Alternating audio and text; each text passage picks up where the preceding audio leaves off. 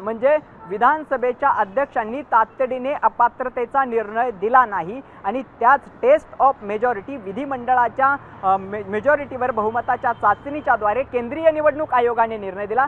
केंद्रीय निवडणूक आयोगाच्या निर्णयाचा आधार घेत विधानसभा अध्यक्षांनी निर्णय दिला। हे सगळे निर्णय एकमेकांशी इंटरलिंक आहेत, एकमेकावरती आधारित आहेत।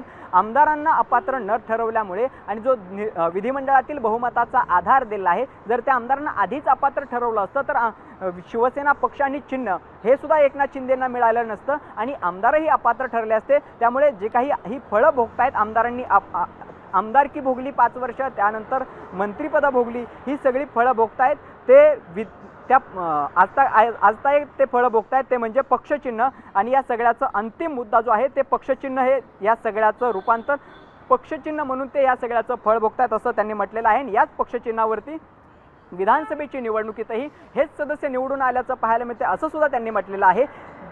त्यांनी पुढे आणखी एक महत्त्वाचा मुद्दा म्हटलाय, ते चिन्ह त्यांच्या तथाकथित विधिमंडळातील बहुमतावर आधारित होतं।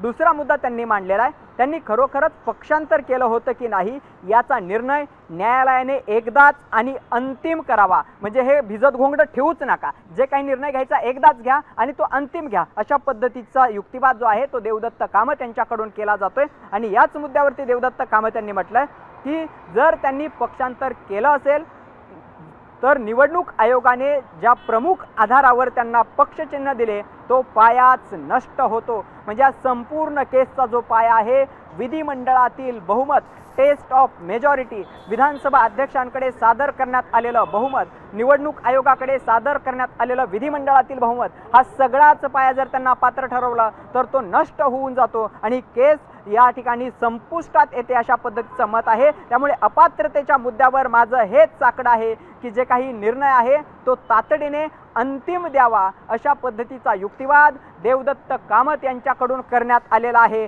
आणि हा शेवटचा अत्यंत महत्त्वाचा वार देवदत्त कामत यांच्याकडून केला गेल्याचं पाहायला मिळत आहे। अगदी भरत, आणि आपण बघतोय या क्षणाची सगळ्यात मोठी आणि महत्त्वाची बातमी, आजची ही सुनावणी संपलेली आहे। देवदत्त कामत यांचा युक्तिवाद झाला आणि त्यानंतर आजची ही सुनावणी जी आहे ती संपलेली आहे। या क्षणाची एक महत्त्वाची बातमी आपण बघतोय, देवदत्त कामत यांनी अगदी आज अत्यंत महत्त्वाच्या गोष्टींवर बोट ठेवलेलं आहे। आणि आतापर्यंत उत्तर प्रदेशच्या प्रकरणामध्ये सुप्रीम कोर्टानं निकाल दिला होता, न्यायालयानं निकाल दिला होता अपात्रतेचा, असं म्हणत थेट आता सुप्रीम कोर्टालाच खरं तर ॲक्शन मोडमध्ये येण्याचंच आवाहन केलंय की काय, असंच या ठिकाणी म्हणावं लागेल। परंतु आत्ता या क्षणाची एक महत्त्वाची बातमी, शिवसेना पक्ष आणि चिन्हाबाबतची आजची सुनावणी जी आहे ती संपलेली आहे।